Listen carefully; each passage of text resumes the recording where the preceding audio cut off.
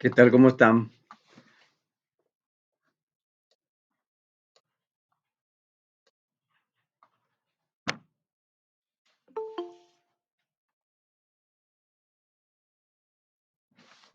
¿Qué tal, Cristian? Hola, hola, ¿qué tal? ¿Cómo estamos? Todo bien, gracias.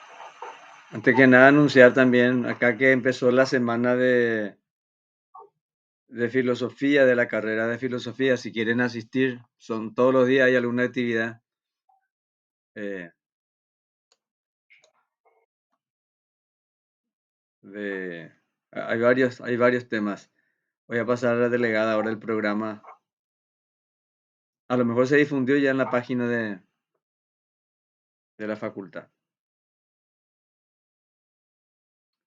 Bueno, vamos a ver lo que estuvimos charlando la vez pasada sobre eh, algunos aspectos de antropología, ¿no? O sea, es Pero importante. está grabando, ¿verdad? Sí, ya se grabó, sí, está grabando ya. Ah, Sí. Eh, gracias. Algunos aspectos de la antropología, siempre es bueno tener un punto de apoyo en la ciencia, en la antropología científica, ¿verdad? No filosófica, científica, de los descubrimientos que se han hecho alrededor del estudio del ser humano, ¿verdad? Entonces, hemos partido de una breve semblanza de las características eh, del ser humano entendidas en el marco teórico de la evolución, ¿no? O sea, cómo el ser humano fue, o sea, para entender nuestra animalidad también es importante entender cómo nos hemos separado del resto de los mamíferos. Y bueno, estuvimos viendo algunas características del ser humano, digamos, propias, o por lo menos que hasta hoy se consideran propias, ¿verdad? El lenguaje articulado, la producción simbólica. Hasta hoy pensamos que solo el ser humano hace eso, ¿verdad? Puede ser que eso cambie después que descubramos. Por ejemplo, ya se descubrió muchos lenguajes complejos de los animales, delfines, ballenas, monos, perros, aves, ¿verdad? Pero el lenguaje articulado, la creatividad de la comunicación es propia del ser humano. Y también la producción simbólica, este, también. Ahora, el trabajo cooperativo, la labor cooperativa, eh, eso tenemos en común con varios animales, ¿no? Somos animal de grupo, animal político, ¿verdad? Este, y en ese aspecto tenemos, hay otros animales que hacen política, y vida social y trabajo cooperativo. Em, también estuvimos viendo em, que el ser humano em, ha, ha, em, ha pasado por varios procesos históricos para entenderse como animal, sobre todo en los últimos siglos antes de la modernidad, porque al principio también era en la Grecia clásica había menos problemas, pero durante la larga Edad Media y hasta el principio del Renacimiento, esa concepción del ser humano como algo muy especial, distinto de los animales y cuasi no animal, era muy fuerte. Por eso que la teoría de la evolución creó, fue un impacto tremendo en en, en la mentalidad de toda la humanidad, ¿verdad? Eh, porque de sentirse cerca del cielo, que, que alguien te diga, no, en realidad somos animales, somos bichos, entonces hay un bajón, digamos, por lo menos en el primer impacto de, la, de ese análisis. Después nos acostumbramos y sacamos partido de eso, digamos. Hay algunas cuestiones que se han estudiado.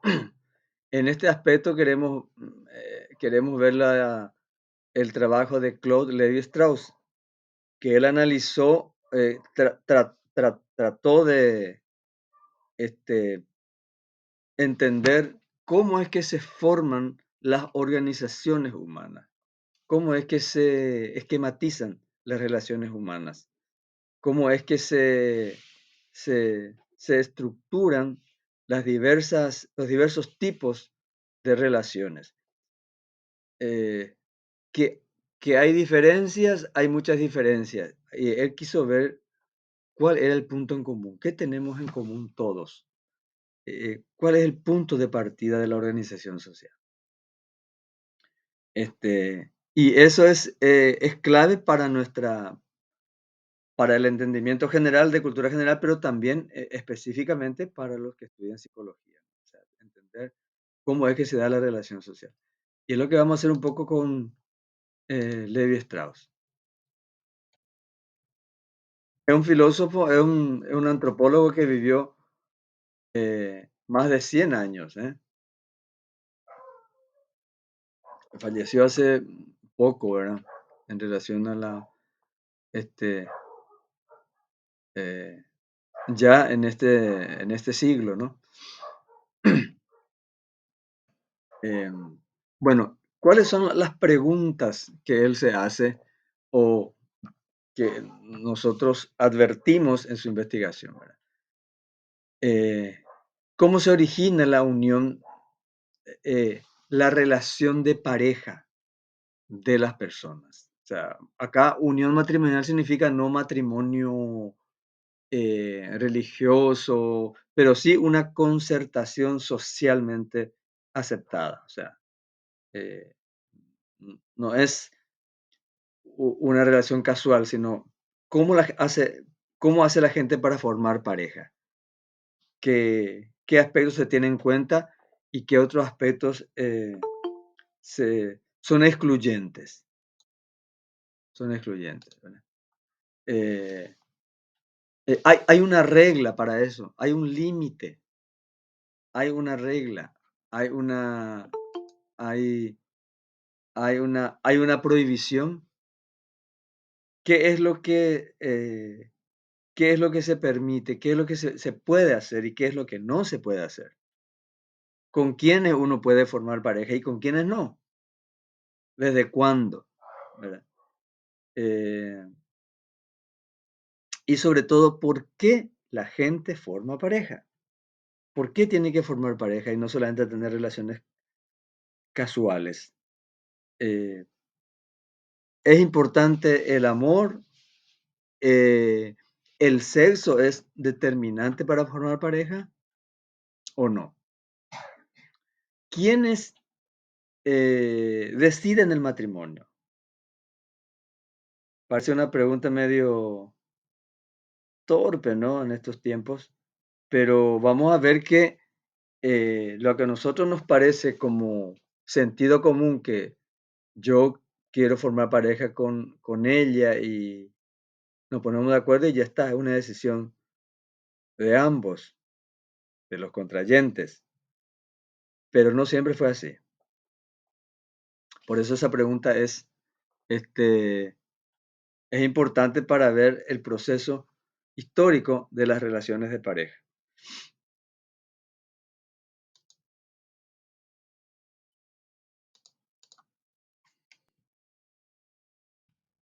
Bueno, ¿qué nos dice Levi Strauss?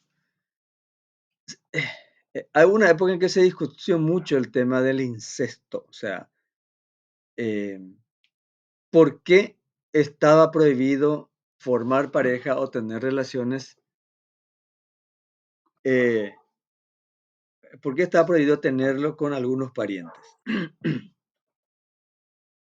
Entonces, había mucha discusión, pero el sentido común durante mucho tiempo fue de que, bueno, se considera que se degenera la especie, que produce personas con discapacidades.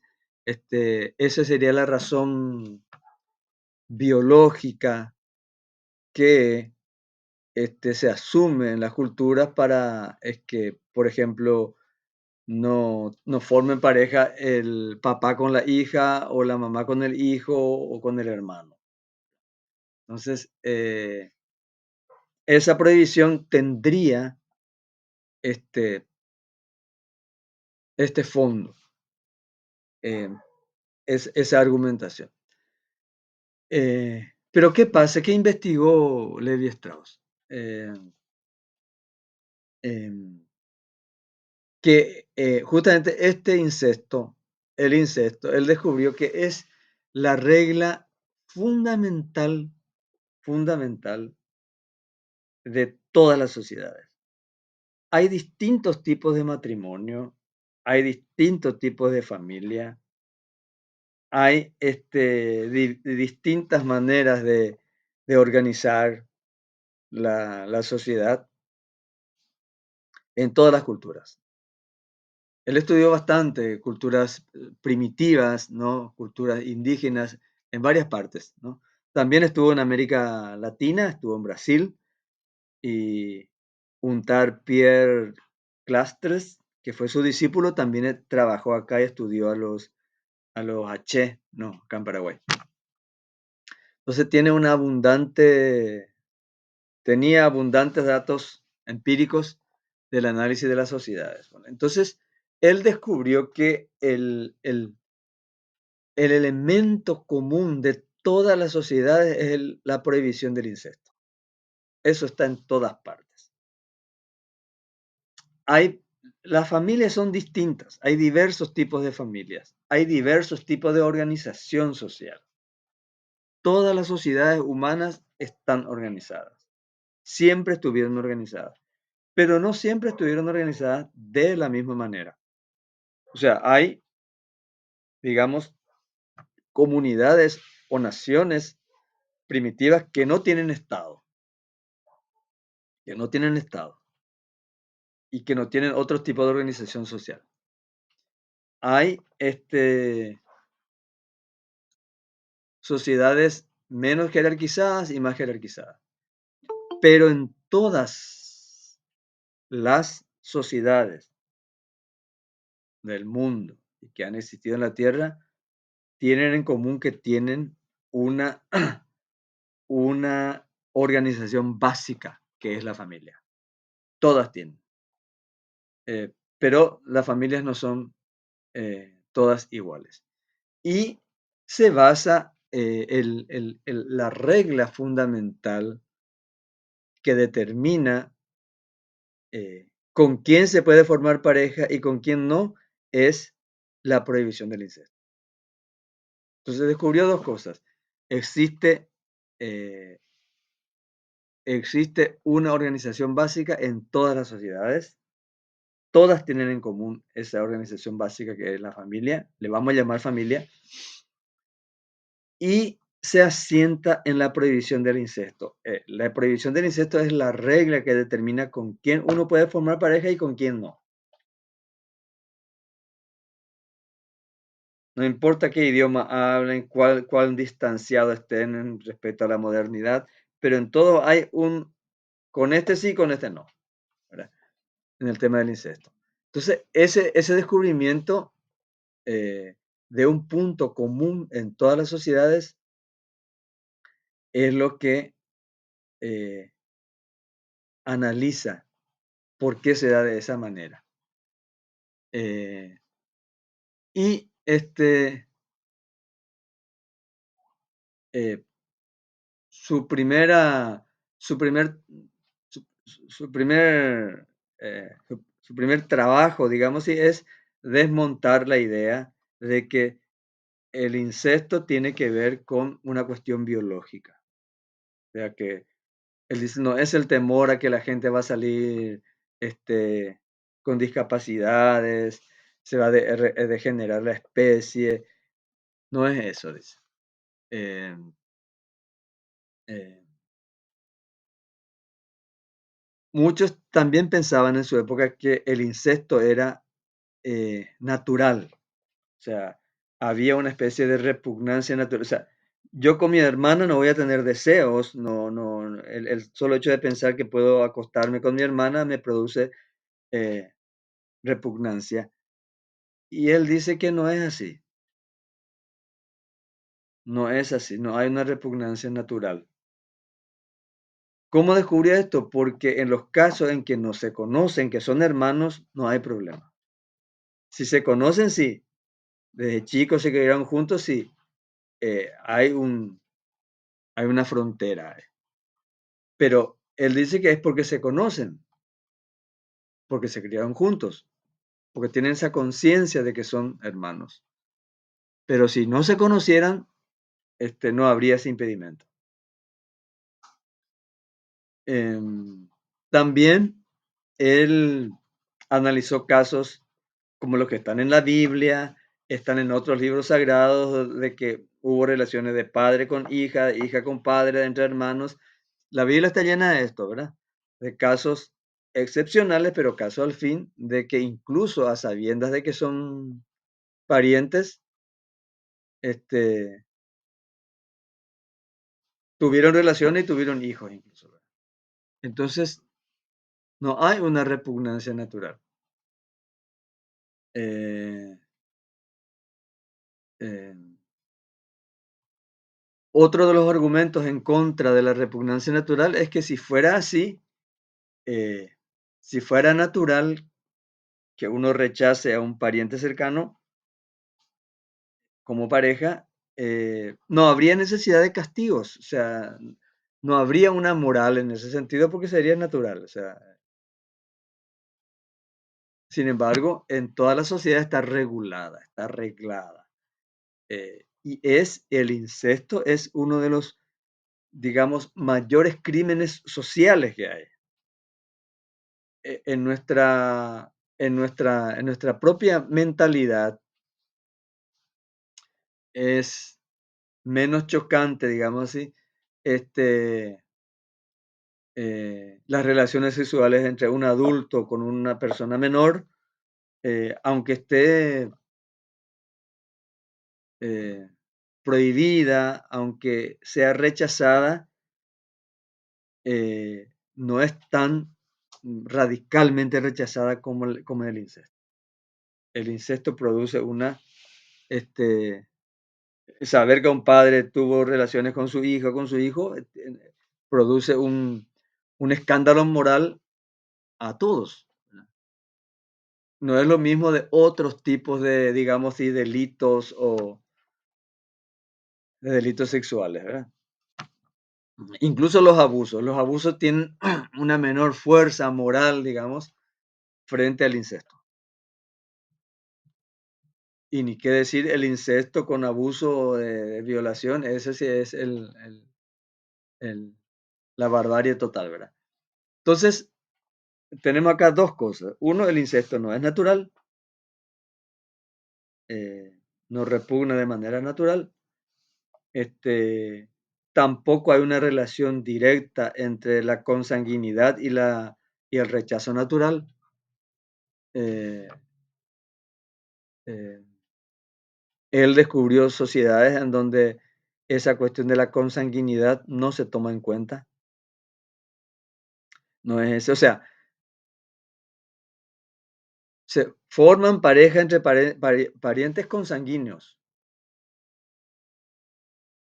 En algunas sociedades no hay problema de formar pareja con parientes consanguíneos, pero eso no significa que no haya prohibición del incesto. Hay incesto, pero ese tema no se tiene en cuenta para el incesto. Entonces, ¿qué problema tenemos acá? Que no tenemos una raíz natural, ni está ligada a la consanguinidad,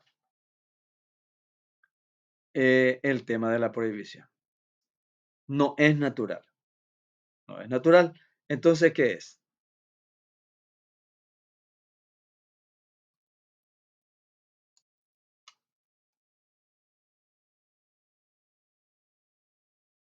Eh, O sea, la pregunta es, ¿de dónde sale esa moral universal, verdad? claro, ¿Sobre la base de qué se ¿cómo si no es supone? natural? Es universal. ¿De dónde sale?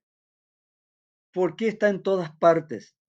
Está en todas partes el incesto, la prohibición del incesto, pero no en todas partes es la misma cosa.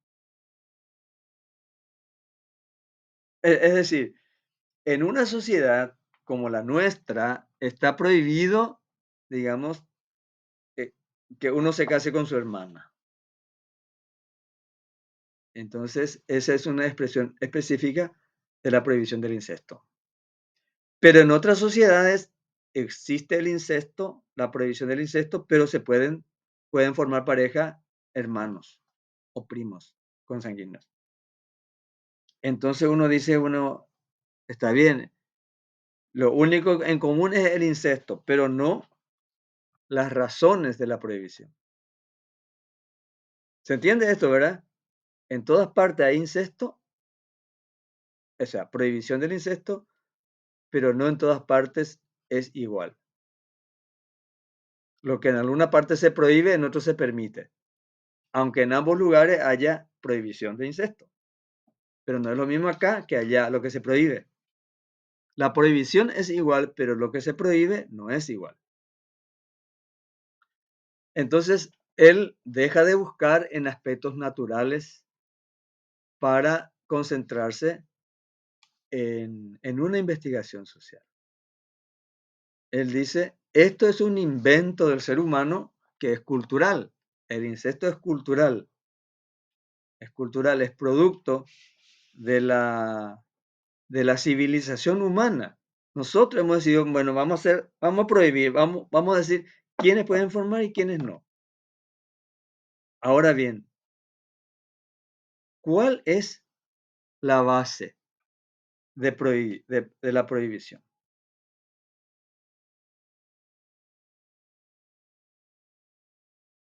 Y él usa una estructura que en esa época era muy fuerte, el mismo esquema de este, este lingüista suizo, ¿verdad? Eh, Ferdinand de Saussure, que él encontró que el lenguaje es una relación de contraposiciones, que es un sistema de reciprocidad, de comunicación, un elemento de comunicación importante. Este, y es un lingüista que estudió de manera estructural el lenguaje, ¿verdad? Él estudió de manera estructural el lenguaje. ¿Qué significa estructural? Que no buscó analizar el lenguaje a partir de su historia. ¿Por qué una cosa se llama así acá? ¿Verdad? Muchas palabras que nosotros usamos, si nosotros estudiamos su etimología, no tienen nada que ver. No. Siempre uso la palabra, por ejemplo, coger. Coger en España tiene un significado, tomar, asir, agarrar. En Sudamérica, y sobre todo en el cono sur, tiene una connotación sexual. Pero si uno analiza eh, la historia de esa palabra, no tiene nada que ver con la sexualidad. Entonces, ¿por qué llegamos a usar acá para decir que es un coito, para que es una relación? ¿Cómo? Entonces, solamente podemos entenderlo analizando la sociedad, no la historia de la palabra. No la historia de la palabra. Entonces, Ferdinand de Saussure rechazó la idea de estudiar la lengua por su historia, por su etimología, y entendió que el lenguaje hay que estudiarlo estructuralmente, es decir, cómo hoy hace la comunidad para comunicarse. Incluso inventa palabras o desnaturaliza una palabra para darle otro uso. Entonces, este esquema estructural también entendió, usó el esquema de análisis eh,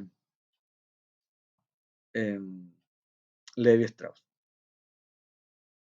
¿Y qué fue lo que hizo él? Él dice que eh, así como el lenguaje es un instrumento de entendimiento y de sea, de afirmación y de negación. Es decir, en una relación, el incesto también. El incesto es un mecanismo fundador de la sociedad humana.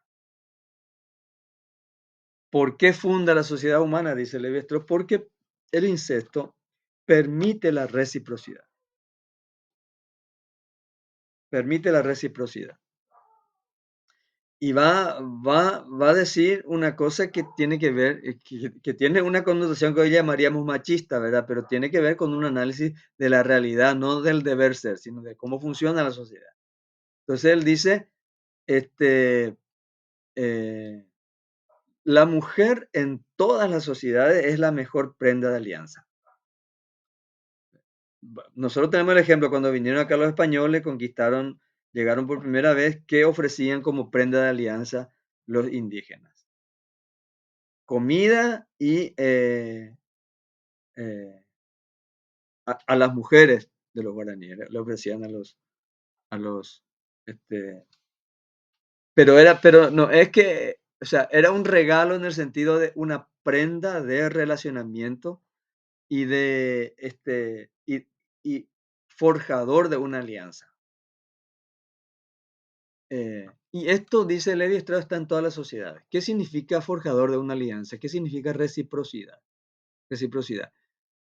Para que haya comunicación entre los seres humanos tiene que haber reciprocidad. Es decir, si nosotros nos casamos solamente entre nosotros, la comunidad nuestra comunidad, nuestra tribu, nuestro grupo se empobrece. Se empobrece. Porque ¿qué es fundamentalmente la relación de pareja? En primer lugar, es una relación económica de sobrevivencia. En primer lugar. Y si yo me caso otra vez con mi hermana nomás, vamos a empobrecernos más. La única manera de que eso se pueda romper es que mi hermana se case con la persona de la otra tribu y yo me caso con la persona de otra tribu. Entonces, ahí hay comunicación, hay enriquecimiento, hay dote, etc. Eh, ¿Y por qué es la mujer y no el hombre la prenda? La prenda de intercambio, dice Levi-Strauss. Porque la mujer eh, es el mejor regalo que un ser humano le puede hacer a otro. ¿Por qué? Porque en primer lugar, en las sociedades primitivas, es la mujer la que garantizaba la comida. O sea, porque el hombre es cazador y se va de casa, puede que encuentre una pieza de caza y traiga y puede que no. Pero la mujer siempre garantiza la comida porque ella es la recolectora. Ella es la recolectora y la que hace la comida, la que garantiza la comida de la familia, la que guarda, etcétera. Entonces, tiene un papel económico fundamental. Dice Levi Strauss, o sea, el hombre casado tiene garantizado comida. El, el soltero es un muerto de hambre, es un candidato al hambre. Por eso su, su digamos, motivación fundamental de buscar pareja no es erótico. No es una motivación erótica, dice Levi Strauss, sino que tiene que ver con una, con la cuestión de sobrevivencia. ¿Y por qué no es erótica? Porque en las comunidades primitivas, y después pues vamos a ver que hasta hoy es así, no son los contrayentes los que eligen pareja. O sea, durante mucho tiempo era absolutamente claro que las parejas eran concertadas por la familia, el jefe de la tribu, el señor feudal, es decir, no por las personas, sí, sin tener en cuenta lo erótico o reproducción. Los matrimonios se concertaban, no los contrayentes. No es que yo me enamoro, quiero salir contigo, no, no es así. Los padres son los que desde chico incluso ya dicen quién se va a casar con quién. Eso se ve muy bien en las películas en la Edad Media, pero en realidad es una costumbre ancestral, ancestral. Eh, por eso el ejemplo que suelo poner, eh, que eh, en el Renacimiento Romeo y Julieta es el símbolo de la rebeldía frente a esta ley social, que los padres tienen que elegir con quién casarse. ¿Por qué? ¿Por qué? ¿Y por qué es una revolución lo que hicieron? Porque ellos dicen, nosotros vamos a decidir ser pareja, no ustedes. Y eso es un escándalo porque eso no se hacía, por miles de años no se hacía eso. Es destruir una tradición familiar y social y nacional. Entonces, lo que a nosotros nos parece casi de sentido común que hoy son las personas las que deciden con quién formar pareja, eso no era así por mucho tiempo, por miles de años. Y por eso que lo erótico y el amor no tenían mucha importancia para los matrimonios.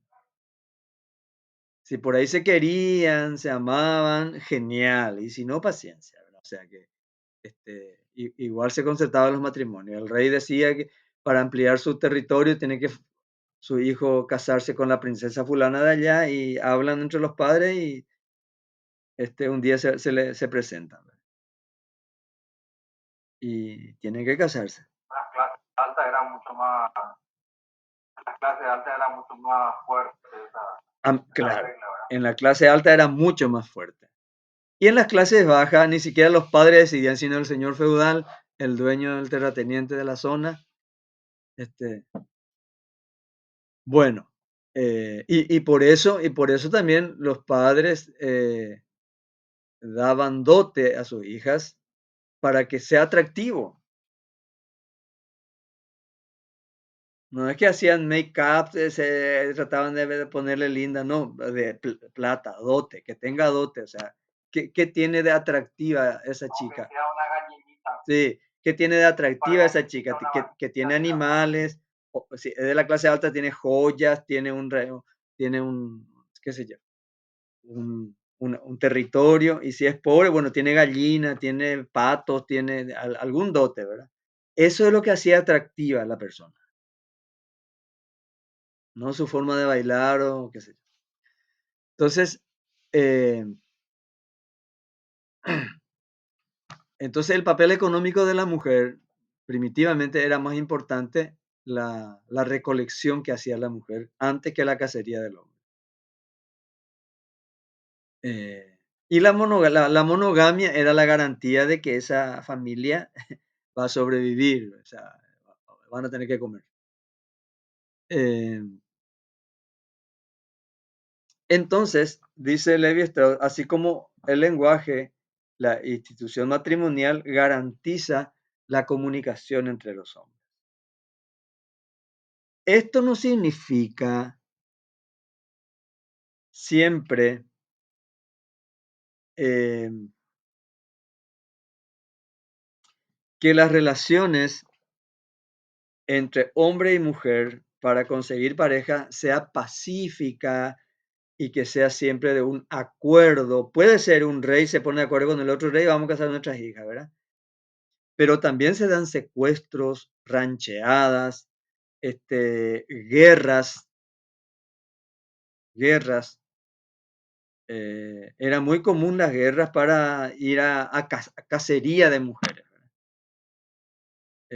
En toda la humanidad, y acá también entre los indígenas, ¿verdad? Si uno estudia historia paraguaya se va a dar cuenta de que antes de venir los conquistadores había eso, ¿verdad? Cuando eh, había muchos hombres que ya en edad de casarse y no había eh, mujeres, lo que se hacía era ir a secuestrar mujeres de otras tribus.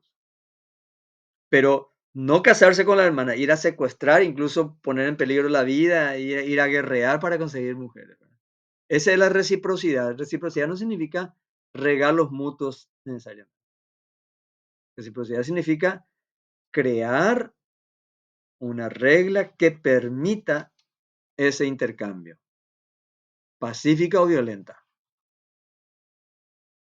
Pero el incesto inaugura pone esa frontera y permite esa reciprocidad. Entonces, eso hace posible que entre distintas tribus puedan tomar parejas. Y después vamos a hacer el ejercicio de ver cómo se da hoy eso, ¿verdad? Entonces, el incesto no es natural. Es una transición entre la naturaleza y la cultura, pero es la cultura humana la que establece el límite entre lo que se puede y lo que no se puede. ¿Y en qué se basa esta limitación? En que se pueda permitir el intercambio, el intercambio. Y tiene fundamentalmente un cometido económico y social, digamos económico y político. Yo les pregunto a ustedes, ¿este esquema que dice Levi Strauss se da hoy actualmente entre nosotros?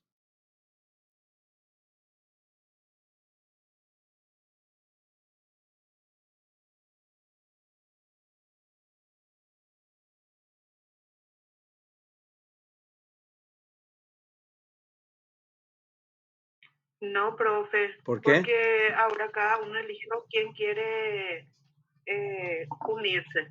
Ya no te elige, por ejemplo, tus padres o alguna otra autoridad de la tribu. ¿Saben qué hacía? Hay una escena en la República de Platón que dice Platón, o sea, lo que están dialogando ahí, Sócrates con alguien, y dice, si nosotros podemos elegir el mejor caballo y la mejor yegua para producir eh, un buen potrillo, nosotros hacemos eso, no ponemos la peor yegua con el peor, no elegimos los mejores para que se procreen. Y así tener gente inteligente y fuerte, sana. Si esto hacemos con los animales, ¿por qué no podemos hacer entre los seres humanos? Dice Platón. Entonces el otro le contesta que no puede ser así. Entonces dice, vamos a hacer no de la misma manera, no le vamos a traer de los cabellos a una chica y a otro muchacho y le ponen, no, vamos a hacer una fiesta, vamos a hacer una fiesta.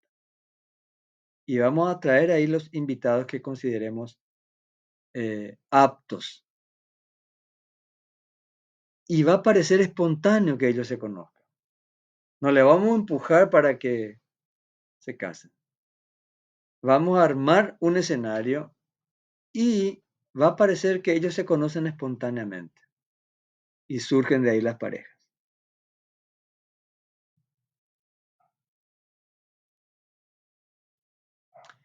¿Qué tipo de limitaciones ponen los padres o la sociedad a los jóvenes que quieren formar pareja? ¿Qué les dicen, por ejemplo? ¿Qué les dicen, por ejemplo, cuando te presento a mi novio y él te dice, mira cómo se viste, en qué trabaja y sus padres quiénes son? ¿Qué tipo de preguntas hacen la gente sobre las parejas o en el proceso de formación de parejas?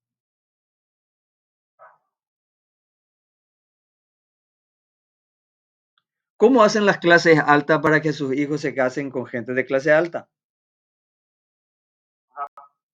Agrego una pregunta. ¿Qué es más fácil que un chico o una chica de clase alta se relacione con un chico de la clase baja o al revés en estos tiempos? Sí.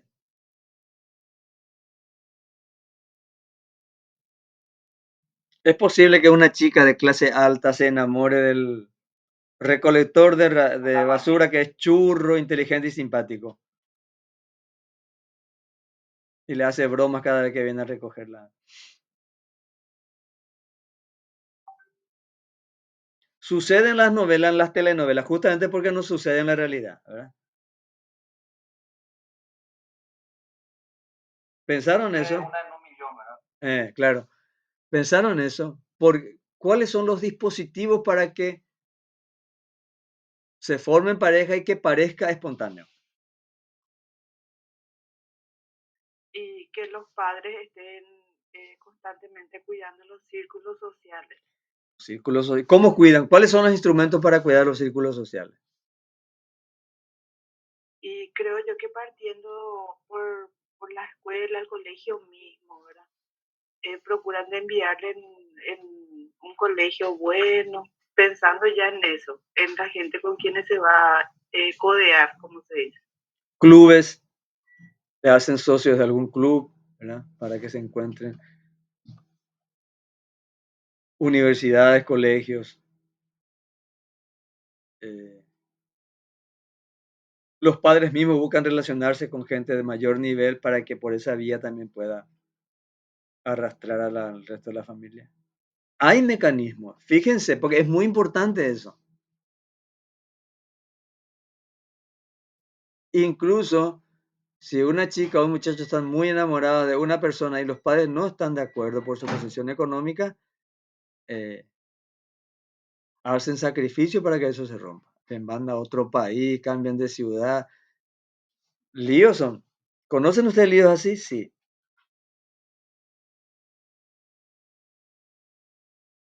O sea que hoy día hay mucha más libertad, ¿verdad? Que con relación a lo que estábamos diciendo, ¿verdad?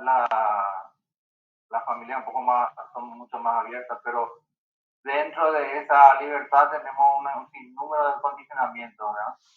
Externos, pero también internos. Nuestra mentalidad ya está construida así. No hay necesidad que nos digan, no, ¿cómo te vas a fijar en eso, verdad?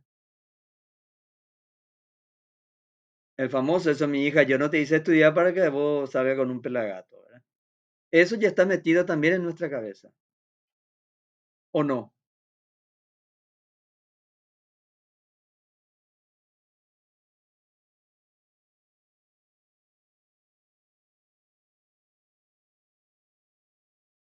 A ver, los que están, los que no están durmiendo.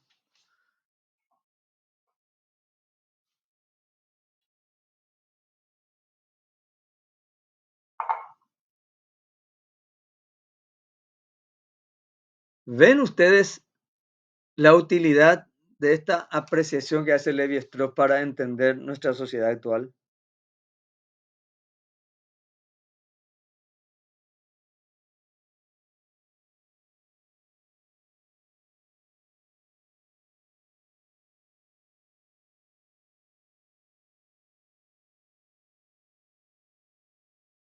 O sea, incluso trasciende más allá del...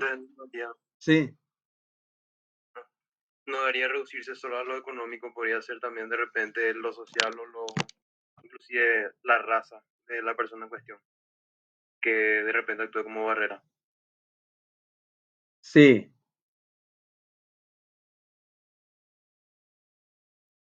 Sí, porque uno puede admirar mucho la lengua guaraní, admirar mucho el trabajo artesanal de los indígenas, pero a un citadino de Asunción buscar pareja entre los indígenas es muy difícil. Es muy difícil.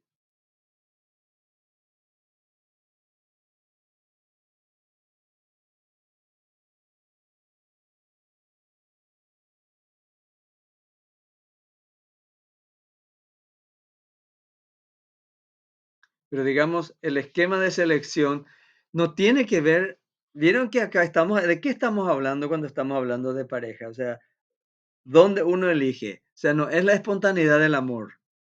Normalmente pensamos pareja de amor, espontáneamente, como si fuera que hay un imán amoroso que es la que nos estira, ¿verdad?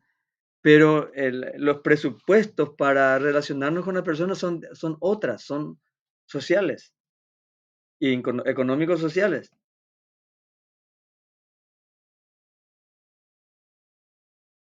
En ese sentido, hasta nuestro instinto está guiado, digamos, ¿verdad?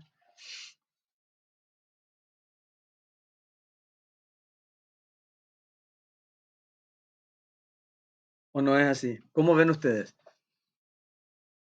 Estudiamos cosas así para que ver si podemos tomar algunos recursos teóricos que nos ayuden a comprender la realidad.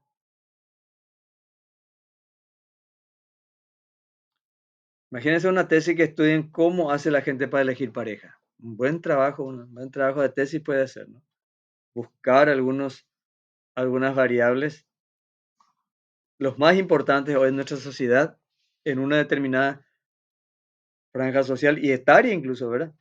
Los millennials, ¿cómo hacen los millennials para el tema de pareja?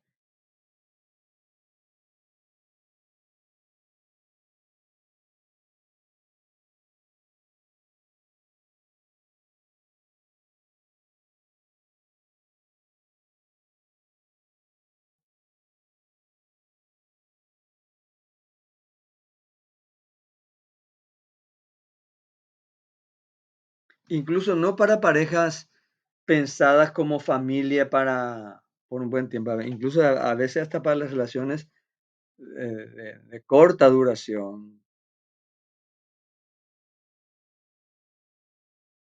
El aspecto socioeconómico es importante o incluso delimitante, ¿no? Che, ustedes conocen más de esto que nosotros dos, así es que, ¿por qué no hablan? ¿Cómo ven ustedes?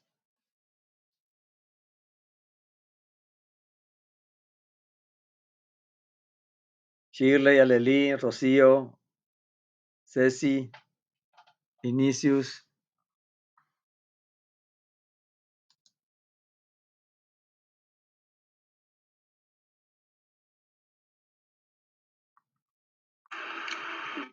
Yo personalmente no veo mucho cambio a diferencia de las generaciones. Sí, eso yo veo que últimamente la posmodernidad deja de importar mucho más el factor socioeconómico, llevando incluso hasta algunas parejas a tomar malas decisiones escogiendo lo que sería objetivamente una mala decisión escogiendo su pareja por amor. ¿Sí? Así es como yo lo percibo.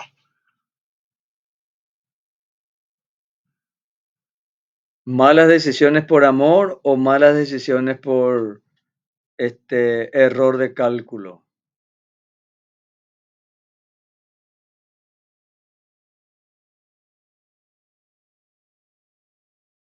Posiblemente por amor, porque no veo entre la gente que tenga nuestra edad más o menos que haya como se busque como una empresa en el mundo de la pareja.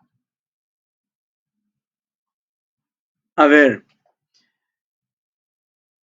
¿de qué se trata para entender Sí, muy interesante tu acotación, porque no es que uno dice, a ver, yo voy a salir con ella porque posiblemente tenga más plata. O sea, uno no piensa así. No es eso lo que quiere indicar Levi Strauss, ¿verdad? Eh, eh, sino que se instala en nosotros en, una especie de lente con el cual mirar. A dónde miramos? ¿A dónde miramos? Y ese anteojo es forjado socialmente, familiarmente, y nosotros tenemos incorporado eso. Eh, por ejemplo, posiblemente un estudiante universitario, eh, no digo que no se fije nunca, pero es difícil que se fije en una persona que solo tiene la primaria, este, como candidato a pareja. No estoy diciendo que nunca va a pasar, pero normalmente uno no se fija así. El que tiene solo estudio primario a lo mejor sí sueña con uno que tiene mayor nivel de estudio, ¿verdad? Pero no al revés. Eh, lo mismo con relación a otros bienes materiales, si tiene auto, si tiene casa, eso también es influyente, aunque uno no diga, no va enumerando, ¿verdad?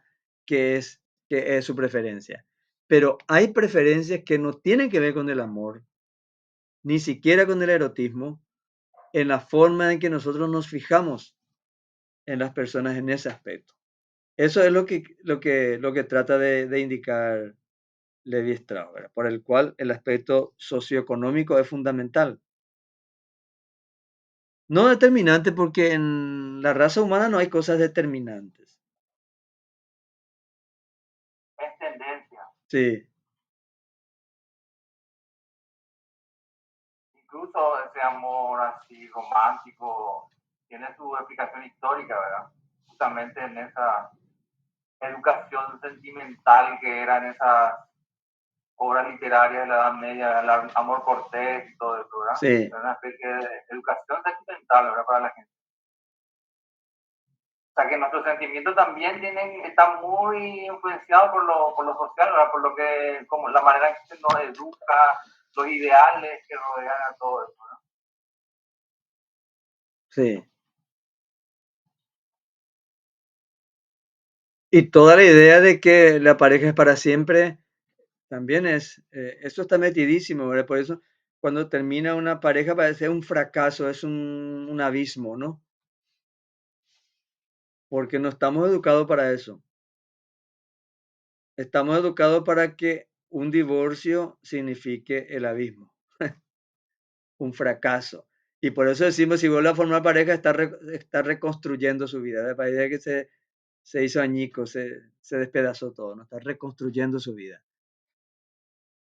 Porque no vemos como normal que una persona puede tener varias parejas en el curso de su vida, ¿verdad?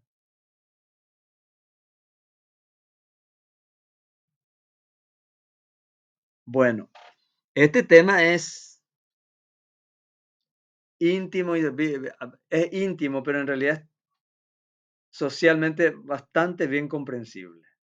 O sea, la relación de pareja lo que hace Levi Strauss es sacarlo de la intimidad y mostrar como que es una cosa absolutamente social, absolutamente medible.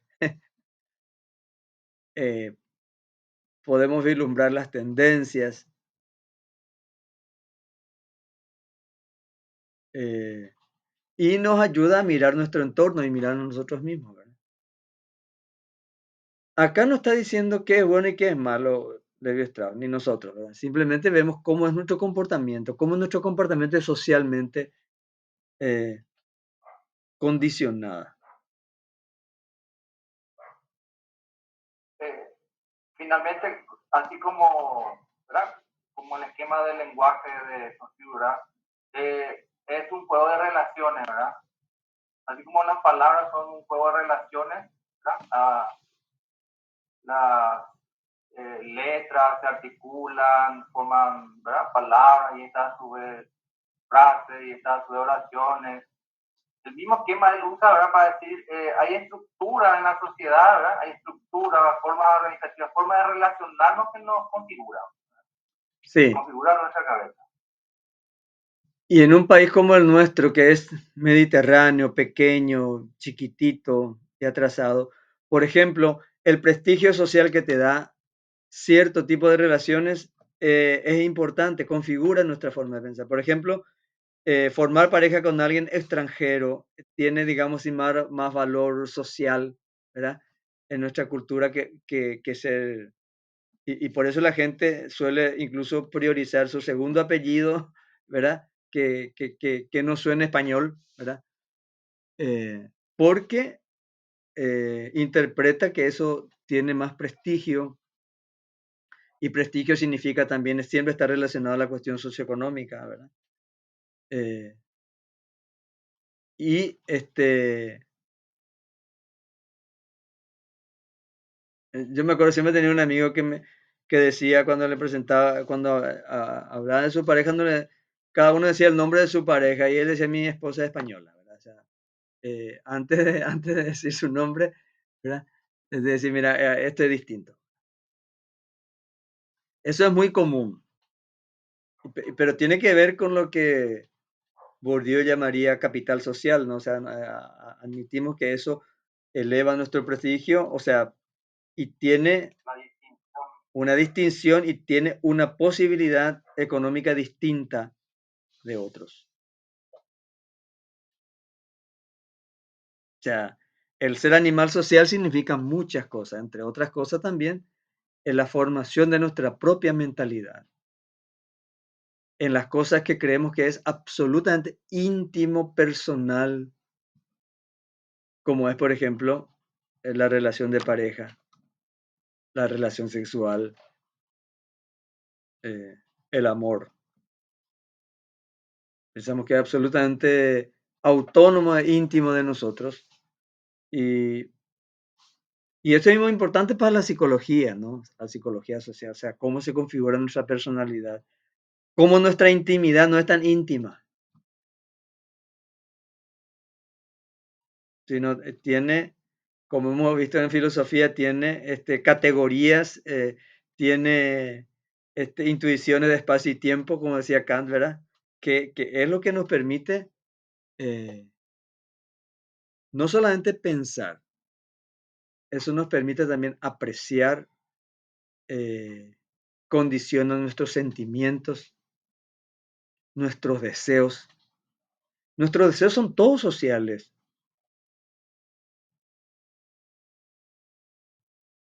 Sí. Bourdieu decía en un librito, ¿verdad? Que nos enojamos mucho cuando nos atacan nuestras ideas políticas, ¿verdad?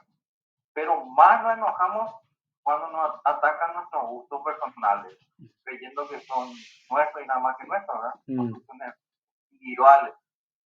Él dice, no, no, al contrario, también los gustos personales son socialmente condicionados, ¿verdad? Sí. Bueno, ¿hay alguna consulta? Ahí le dejé, yo ya le había dado la bibliografía la vez pasada. Eh,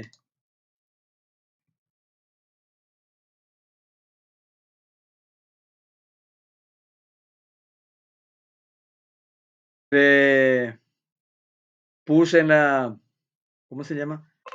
En la plataforma el videíto que explica un poco más de Levi Strauss, un artículo sobre el incesto y el libro de Levi Strauss sobre antropología estructural. Bueno, si no tienen más preguntas, intervenciones, dudas, desde la próxima clase vamos a hacer ya filosofía de la psicología. Vamos a trabajar ya ese aspecto y vamos a preparar nuestro último trabajo práctico.